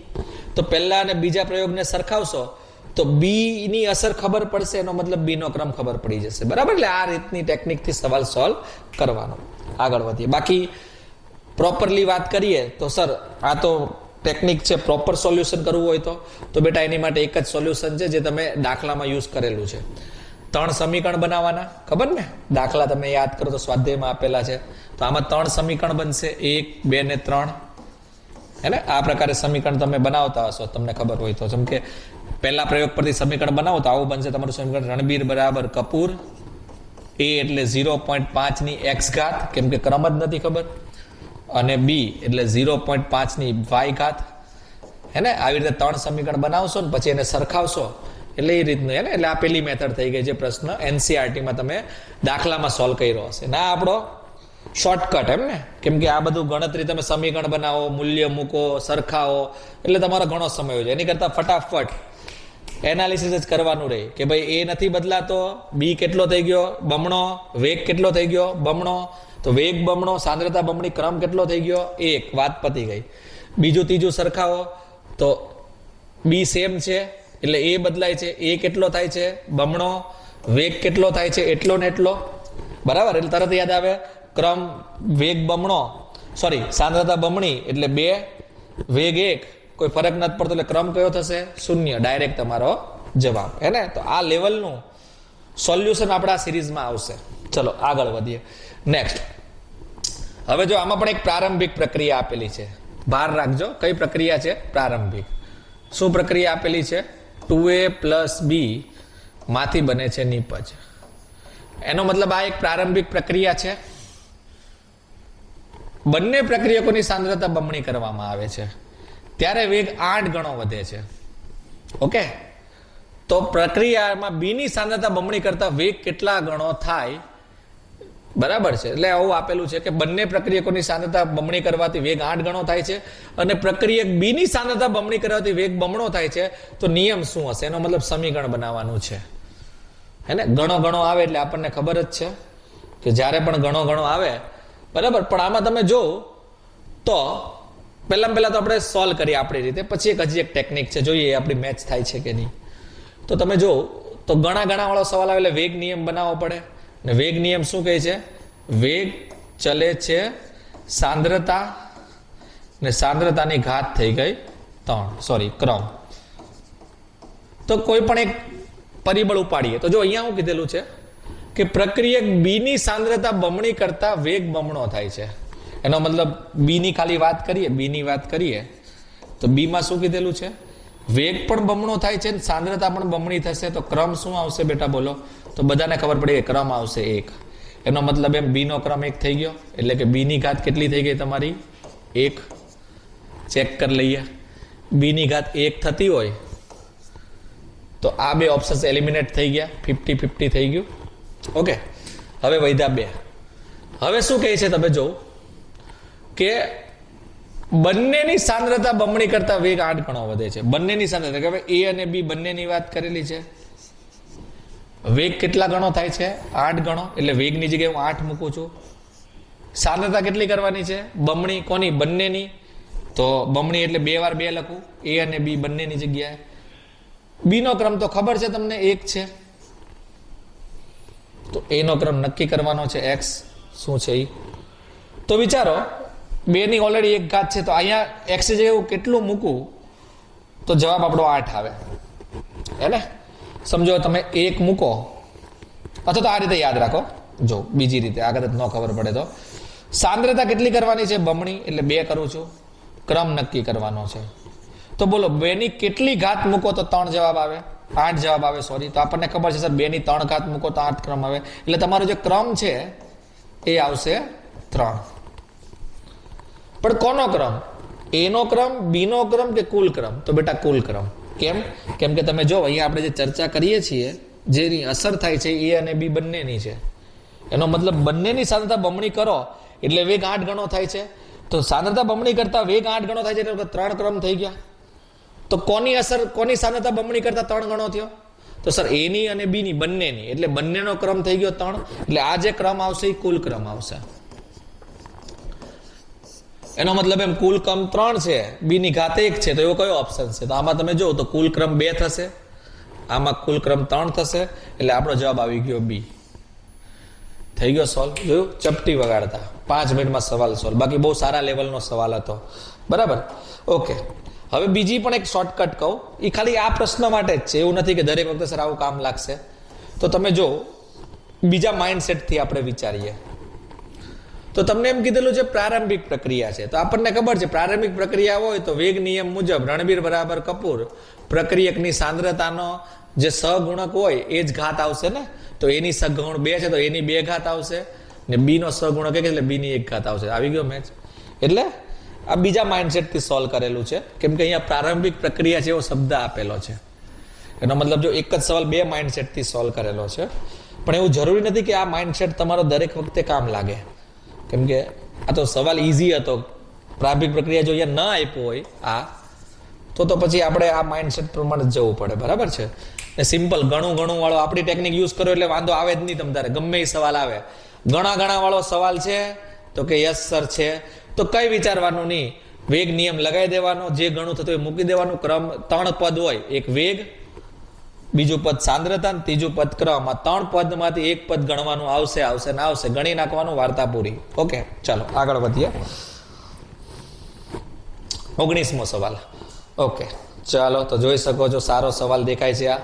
તો તમને આપેલી છે એક પ્રક્રિયા ને એમાં આ બધું વસ્તુ આપેલું છે. તો પહેલા જોઈએ પ્રક્રિયા શું આપેલી છે. તો N2O5 એમાંથી બને છે 2NO2, એમાંથી બને છે 1/2O2. ને કીધેલું છે એની માટે આ બધી વસ્તુ આપેલી છે. જો તો બધું ડીડી વાળા પદ આપેલા છે, એનો મતલબ વિકલન સ્વરૂપે આપેલું છે, વિકલિત સમીકરણ છે. તો K1, K2 અને K3 વચ્ચે શું સંબંધ છે. તો પહેલા તો જો આપણે જે સમીકરણ છે, આપણને જે વેગ આ જે આપેલું છે પ્રક્રિયા, એની પરથી આપણે પહેલા તો વેગ સમીકરણ બનાવી દઈએ. એટલે R બરાબર શું આવશે, આનો સહગુણક 1 છે એટલે -dN2O5/dt બરાબર આનો સહગુણક 2 છે એટલે 1/2 dNO2/dt બરાબર આનો સહગુણક અડધો છે એટલે 1/2 એટલે 2 ગુણ્યા dO2/dt. ધ્યાન રાખજો મિત્રો, અહીંયા ભૂલ ન પડે. સહગુણક છે અડધો એટલે 1/2 સહગુણક આવે ને કરવાનો, એટલે 1/2 આવશે તો 1/છેદ ઉપર જશે એટલે ઉપર 2 આવશે હે ને. ચલો, તો હવે શું કરવાનું છે સર, સંબંધ નક્કી કરવાનો છે. તો તમે જો તો આ બધાના મૂલ્યો તમને પ્રશ્નમાં આપેલા છે. ભાઈ આનું મૂલ્ય કેટલું છે, આ તો આની જગ્યાએ આપણે મૂકી દઈએ એનું મૂલ્ય. એટલે કેટલું મૂલ્ય બતાવે છે, K1 પછી શું છે N2O5 ની સાંદ્રતા બરાબર 1/2. હવે NO2/dt નું મૂલ્ય કેટલું છે, તો કે સર K2 ને અહીંયા આવશે N2O5.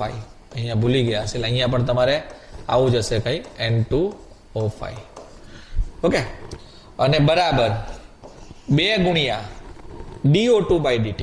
તો જો dO2/dt કેટલું આપેલું છે, તો કે K3 ને N2O5 ની સાંદ્રતા. થઈ ગયું. તો તમે જો તો બધામાં N2O5 ની સાંદ્રતા કોમન છે તો કટ થઈ જશે બધું. તો વધ્યું શું મિત્રો, તો અહીંયા વધ્યું R બરાબર K1 બરાબર અહીંયા હું વધ્યું 1/K2, અહીંયા હું વધ્યું 2 ગુણ્યા K3. તો આ તમે જો તો આપણો સંબંધ બની ગયો K1, K2 અને K3 વચ્ચેનો. ઓપ્શન ચેક કરો. પણ આમાં તમે જો તો લસા લઈને કરેલો છે તો કઈ વાંધો નહીં, અહીંયા 2 છે, લસા લઈએ તો 2 આ બાજુ ચાલ્યું જાય. તો આને કઈ રીતે લખી શકીએ આપણે, 2 આ બાજુ જાઓ તો 2K1 બરાબર K2 ને અહીંયાથી પેલી બાજુ મોકલશે તો 2 ગુણ્યા 2 એટલે 4K3. બની ગયો સંબંધ 2K1 1K2 ને 4K3. તો કયો જવાબ આવશે બોલો બેટા, તો તમારો જવાબ આવશે A is a correct answer. Okay, ચાલો. તો જો આ બી સારો સવાલ હતો. તો તમને સમીકરણ આપેલું હતું ને એના બધા મૂલ્યો આપેલા હતા. તો તમે જો અહીંયા જ દેખાય છે કે વિકલન સ્વરૂપે બધું છે. એટલે પહેલા તો આપણે વેગ સમીકરણ બનાવી દીધું, આપણે જે પહેલા ટોપિકમાં ભણ્યા. પછી કઈ નથી, જે મૂલ્યો આપેલા હતા એ મૂલ્યો અહીંયા મૂકી દીધા એટલે સીધો આપણો સંબંધ શું થઈ ગયો, બની ગયો. ચલો આગળ વધીએ. નેક્સ્ટ સવાલ. તો પ્રાથમિક પ્રક્રિયા માટે આણ્વિકતા કેટલી થાય. તો બેટા આણ્વિકતા એટલે કઈ નથી, કેટલા અણુઓ ભટકાય છે. Easy topic. તો 2x અને 1y એટલે 3 ભટકાતા હશે, 3 ભટકાઈને નિપજ બને છે એટલે આણ્વિકતા કેટલી થઈ ગઈ તમારી 3. બરાબર. ચાલો આગળ વધીએ. ઓકે, તો જો ફરીથી પેલો પેટર્નનો સવાલ આવી ગયો. બરાબર. નોર્મલ ટેકનિક શું છે, તો તમારે 4 સમીકરણ બનાવવા પડશે, પછી એને સરખાવશો એટલે x મળશે, y મળશે. પણ આપણે તો શું બેટા, આપણા કોર્સ ફેમસ એટલા માટે છે કે ભાઈ લેજન્ડ લેવલની ટેકનિક, કે લેસ ઇનપુટે આપણે મેક્સિમમ આઉટપુટ મેળવી શકીએ એવું આપણે કામ કરવાનું છે. તો આપણી ટેકનિક મુજબ આપણે કોઈ પણ પહેલા તો એનાલિસિસ જ કરવાનું છે ને પ્રોપરલી, એટલે એનાલિસિસ જ કરવાનું છે. એનાલિસિસ કરીએ આપણે. તો જોઈએ, તો જો 2 પ્રક્રિયક છે તો જોઈએ. તો તમે જો પહેલા તો બીજા ને ત્રીજાને તમે ચેક કરશો તો જો બીજા ને ત્રીજામાં એ નથી બદલાતો. એ નથી બદલાતો એટલે બી ની અસર ખબર પડી જશે. તો હવે બી ને ચેક કરીએ. એટલે બી માટે વાત કરવાની છે. બી માટે શું થાય છે, જો બી ની અસર શું થાય છે, તો 70 થી 0.35 થઈ ગયું.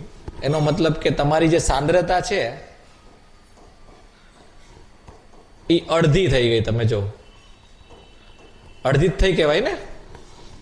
ત્યારે વેગમાં શું ફરક પડ્યો, તો 1.6 થી 0.20 થઈ ગયો. તો તો સર આ કેટલો ફરક પડે? તો લઈ લો રેશિયો એટલે ખબર પડી જાય. જો હું કેલ્સી કાઢું, ઓકે, 1.6 થી થાય છે તમારું 0.20, એટલે તમારું 1.6 થી થાય છે 0.20 એટલે 8. એનો મતલબ કે તમારો વેગ છે એ 8 ગણો ઘટી ગયો છે. એનો મતલબ જે વેગ છે એ કેટલા ગણો થયો છે? 1/8 ગણો થયો કહેવાય ને. તો વિચારો, આપણે જે સમીકરણ છે કે ભાઈ વેગ છે એ 1/8 થાય છે, જ્યારે સાંદ્રતા છે એ 1/2 છે, તો ક્રમ કેટલો હશે? તો આની કેટલી ઘાત કરો તો 1/8 આવે? તો સર 3 ઘાત. એનો મતલબ ખબર પડી ગઈ, ક્રમ કેટલો હશે આપણો? 3. કોનો ક્રમ 3 હશે? તો કે સર બી નો. તો બી ની કેટલી ઘાત હશે તમારી? 3. સિમ્પલ. તો ચેક કરો બી ની 3 ઘાત એવા કેટલા ઓપ્શન્સ છે?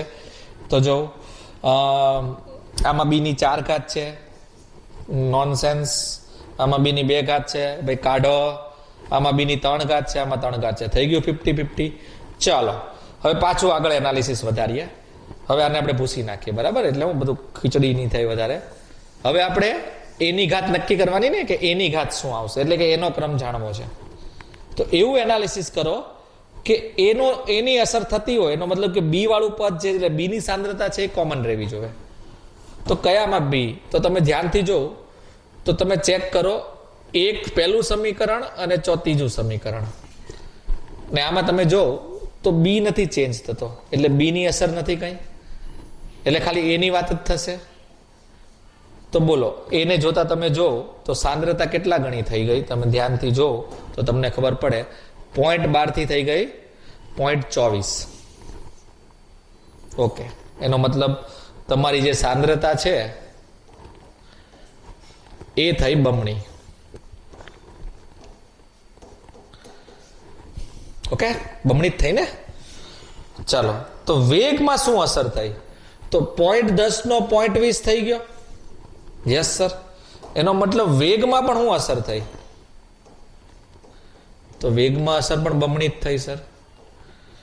બંને બમણા થયા છે, એનો મતલબ એમ વેગ પણ બમણો થયો ને સાંદ્રતા પણ બમણી થઈ. તો ખાલી ઘટ્યું તમારું ક્રમ. તો વેગ સાંદ્રતાનો કેટલી ઘાત લગાડીએ તો જવાબ 2 આવે. તો સર ખબર પડી ગઈ, ક્રમ કેટલો આવશે સર? 1. કોનો ક્રમ છે? તો કે એનો. તો એની કેટલી ઘાત આવશે તમારી? 1. તો આની પરથી આપણે વેગ સમીકરણ શું બનાવી શકીએ? તો બસ હવે ખબર પડી ગઈ કે રણબીર બરાબર કપૂર. એની ઘાત આવશે 1 સર, અને બી ની ઘાત આવશે 3. અમારો જવાબ આવી ગયો, એવો એક જ ઓપ્શન છે, સી. ઓકે, તો સાચો જવાબ આવશે તમારો સી. જોયું? લેજન્ડ લેવલની ટેકનિક. બેટા આ પ્રકારના સવાલો નીટમાં આવે તો પણ જોયું આપણે, કોષ્ટકવાળા સવાલ આવે એટલે ખાસ ધ્યાન રાખવાનું આપણે કે એનાલિસિસ આ રીતે કરવાનું, હે ને? સિસ્ટમ સમજાવી દીધી મેં. એની અસર ચેક કરવી હોય તો બી અચળ હોવું જોઈએ. બી ની અસર ચેક કરવી હોય એટલે કે એનો ક્રમ નક્કી કરવો હોય તો બી અચળ હોવું જોઈએ, ને બી નો ક્રમ નક્કી કરવો હોય તો એ અચળ હોવું જોઈએ. એવા 2 પ્રયોગો લેવાના અને એનાલિસિસ કરવાનું, એટલે તમારો જવાબ આવી જશે. ચલો આગળ વધીએ. ચલો નેક્સ્ટ. તો તમને એક પ્રક્રિયા આપેલી છે, એનો નિયમ આપેલો છે. પ્રક્રિયા છે A+2 થી નીપજ. એનો મતલબ પ્રક્રિયા તમને આપેલી છે, પણ આપણી માટે મેઇન નિયમ છે. તો નિયમ શું કહે છે? તો નિયમ લખીએ આપણે. નિયમ એવું કહે છે કે વેગ બરાબર કે એ ની છે 1 ઘાત અને બી ની છે 2 ઘાત. તો કયું વિધાન ખોટું છે એ નક્કી કરવાનું છે. ચાલો તો જોઈએ વિધાન. જો એને અચળ બી ને અચળ રાખવામાં આવે, એટલે બી ને આપણે કઈ હળી નથી કરતા ભાઈ, ને એ બમણું કરવામાં આવે, એટલે એને બગડે 2 કરી નાખીએ. તો બગડે 2 ની 1 ઘાત, એટલે બગડે 2 ની 1 ઘાત એટલે 2k થઈ જશે, એટલે વેગ બમણો થશે. સાચી વાત છે, હે ને? એ જ થયું ને. બસ આ બધું એવું સિસ્ટમ જ ચેક કરવાની છે કે બી ને અચળ, એટલે બી ને તો આપણે કઈ હળી જ નથી કરતા. એને બમણું કર્યું, એનો મતલબ એની જગ્યાએ બગડે 2 કરી નાખ્યું તો 2 ની 1 ઘાત આવી જશે.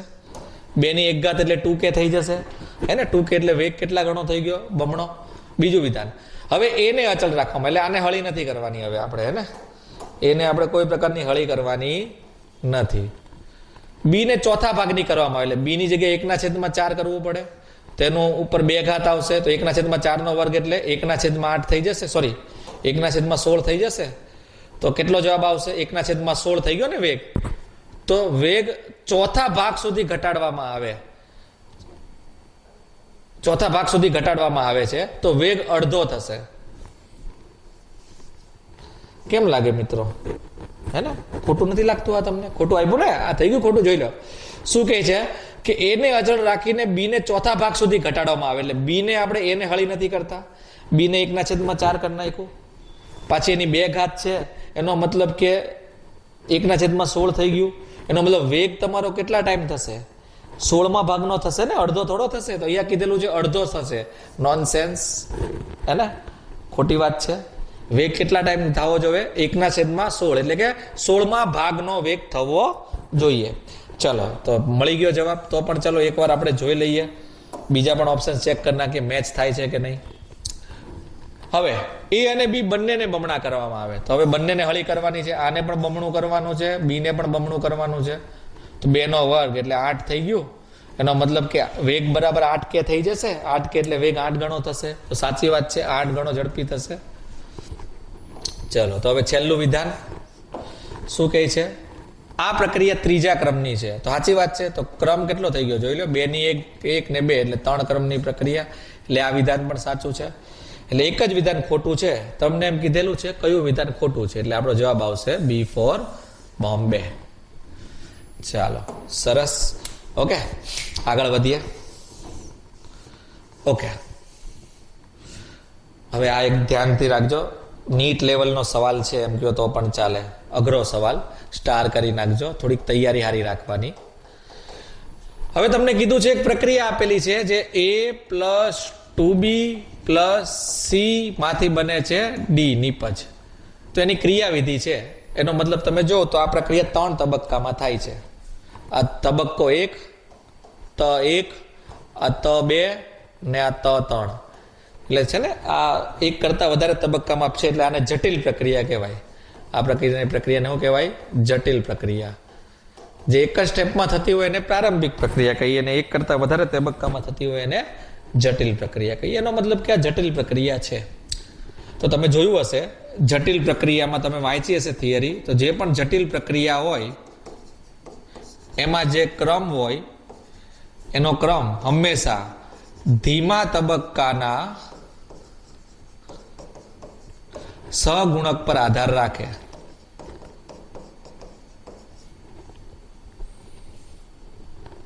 જ્યારે પ્રારંભિક પ્રક્રિયા તો એક જ તબક્કામાં થતી હોય તો એમાં એક જ તબક્કો હોય તો એમાં સહગુણક જ ક્રમ હોય.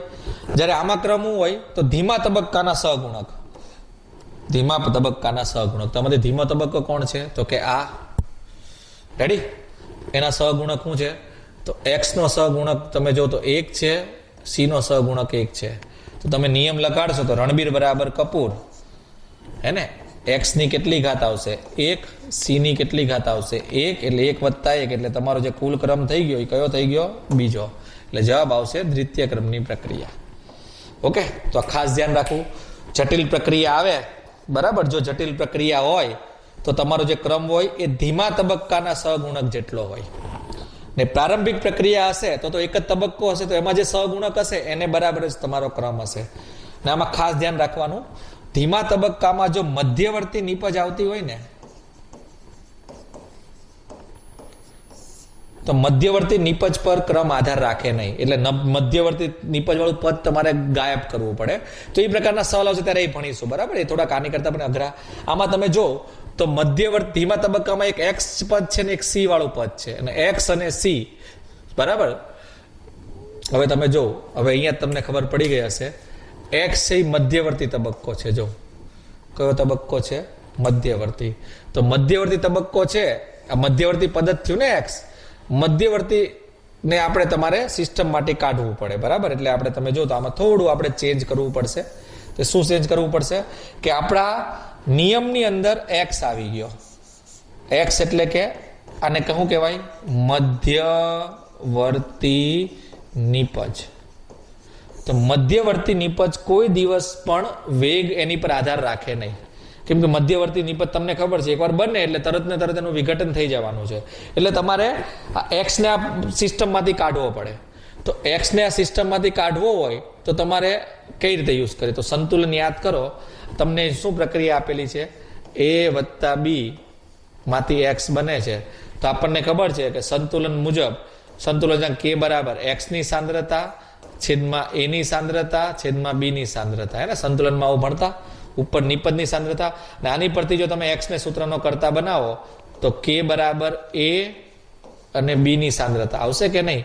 તો જો એક્સ ના સ્થાને તમે એ બી ની સાંદ્રતા ઘુસાડી શકો. એટલે હવે જે તમારો નિયમ બનશે એ કઈ આવો બનશે, આર બરાબર કે.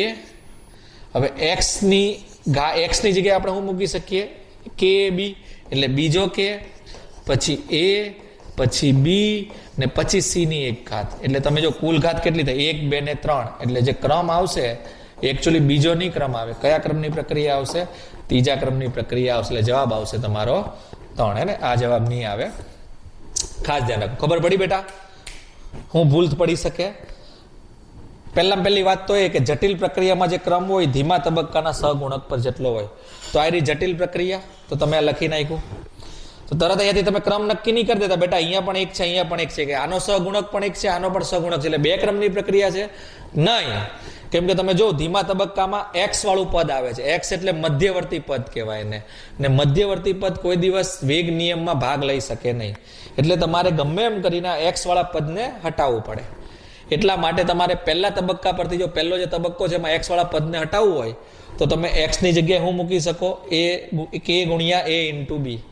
એટલે આપણે શું કરેલું છે? આ એક્સ ની જગ્યાએ એ અને બી લીધેલું છે. તો જો એ ની પણ એક ઘાત, બી ની પણ એક ઘાત. હવે તમે જો એ બી સી ત્રણ પ્રક્રિયકો થઈ ગયા કે નહીં? યસ. તો જો નિયમ સેટ થઈ ગયો આપણો 1 2 ને 3. એટલે ક્રમ કેટલી થઈ ગઈ તમારે? 3. ઓકે, ચાલો નેક્સ્ટ સવાલ. પ્રક્રિયાક્રમ માટે નીચેનામાંથી કયું વિધાન સાચું નથી? પ્રક્રિયાક્રમમાં પૂર્ણાંક હોઈ શકે, સાચી વાત છે. પ્રક્રિયા પ્રાયોગિક રીતે નક્કી થાય છે, સાચી વાત છે. પ્રક્રિયા હંમેશા સમતોલિત રાસાયણિક સમીકરણમાં રહેલા પ્રક્રિયાના તત્વયોગમિતીય સહગુણકના સરવાળા બરાબર છે. આ ખોટી વાત છે. બરાબર, એક વસ્તુ ઘટે છે. મેં પહેલા જ કીધેલું, આપણે વાંચેલું, તમે થિયરી પણ વાંચી હશે કે સહગુણકો જેટલો કોઈ દિવસ પ્રક્રિયાક્રમ ના હોય, હે ને? હા, એવું ક્યારે બને? જો પ્રક્રિયા પ્રારંભિક પ્રક્રિયા હોય તો જ. કોઈ પણ પ્રક્રિયાની વાત નથી. પ્રારંભિક પ્રક્રિયા હોય તો આ વિધાન સાચું છે કે ભાઈ પ્રારંભિક પ્રક્રિયા માટે સહગુણકો જ તમારો ક્રમ થશે. પણ અહીંયા હંમેશા આપેલું છે ને, હંમેશાનો મતલબ કે ક્રમ પ્રક્રિયા તમારી દર વખતે પ્રારંભિક હોય એવું જરૂરી નથી. એટલે આ વિધાન ખોટું છે. ને પ્રક્રિયાક્રમ વેગ નિયમમાં રહેલા પ્રક્રિયકોની સાંદ્રતાના ઘાતના સરવાળા જેટલો હોય છે. એટલે આ વિધાન પણ કેવું છે? તમારું સાચું છે. ઓકે, ચાલો. તો આ હતા આપણા ટોપિક નંબર 2, એટલે કે આ ચેપ્ટરનો સૌથી મહત્વનો ટોપિક જે હતો વેગ નિયમ અથવા તો સાંદ્રતાની અસર. એને આધારિત આપણે 17 MCQ જોયા. વધારે MCQ તમને DPP ફોર્મેટમાં આપવામાં આવશે. પ્રેક્ટિસ કરજો, બરાબર છે? એટલે તમારો જો જેટલી વધારે પ્રેક્ટિસ કરશો એટલો તમને જરૂર ને જરૂર ફાયદો થશે. આ સિવાય આપણી બ્રહ્માસ્ત્રની ટિપ્સ એન્ડ ટ્રિક્સ તો છે જ, બરાબર? એટલે ફટાફટ ઓછી મહેનતે પણ આપણે ઇઝીલી MCQ શું કરી શકીએ છીએ? સોલ્વ કરી શકીએ છીએ. તો હવે આવતા લેક્ચરમાં આપણે આની પછીનો ટોપિક એટલે કે સંકલિત વેગ સમીકરણો, આ પણ એક ક્રીમ ટોપિક છે જેની પરથી MCQ દર વર્ષે આવે છે, એની પણ ચર્ચા કરીશું. તો જોડાયેલા રહેજો. Thank you.